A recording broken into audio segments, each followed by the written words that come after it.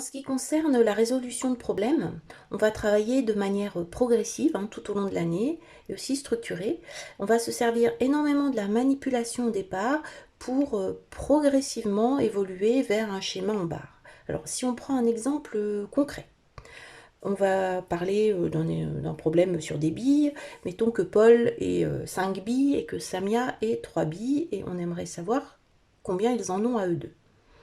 Donc la première difficulté consiste à assimiler un objet tangible, les billes, à quelque chose que l'on peut manipuler parce qu'on n'a pas forcément des billes sous la main, donc par exemple des cubes. Donc on va prendre les 5 billes qui correspondent donc à mes 5 cubes pour Paul. Et puis on va prendre les 3 cubes de Samia qui correspondent donc bien à ces 3 billes. Et puis petit à petit, donc au début on compte, au début voilà, on fait des assemblages de collections, et puis petit à petit on va faire évoluer vers une représentation avec des réglettes. Donc les 5, comme ils auront l'habitude de le travailler en numération, les 5 cubes, les 5 réglettes 1, en réalité correspondent à cette réglette 5. Et c'est la même chose pour ces 3 cubes, 3 fois 1, qui va donner la réglette 3. Quand je regroupe ces deux collections, ça ils l'ont travaillé en numération, quand je regroupe ces deux collections, en réalité je fais 5 plus 3. Et là je reconstitue mon train que j'avais au départ, et bien sûr on sait que ça fait 8. Et là j'écris le calcul qui correspond à la solution de mon problème, qui est 5 plus 3 égale 8.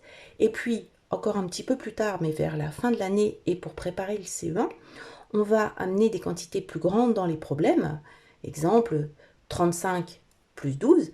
Et on ne pourra plus utiliser des réglettes sous cette forme-là et on va commencer à schématiser en barres. C'est-à-dire que cette barre-là, qui n'aura pas la couleur jaune mais qui sera blanche, enfin une grande réglette blanche, on va lui associer la valeur 35 et celle-ci la valeur 12 pour donner au total 47.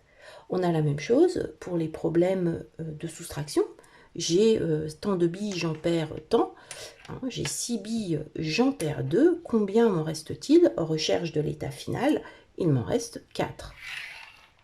Et donc là, j'écris 6 moins 2 égale 4. C'est pour ça que c'est très important de travailler les réglettes dès le début de l'année.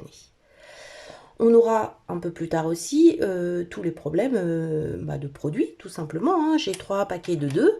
Eh bien, un premier paquet de 2, deux paquets de 2, 3 paquets de 2. Qu'est-ce que ça donne? Eh bien, ça donne 6. Si j'ai 3 paquets de 2 bonbons, au total, j'aurai 6 bonbons. Et on pourra faire la même chose pour les problèmes de partage.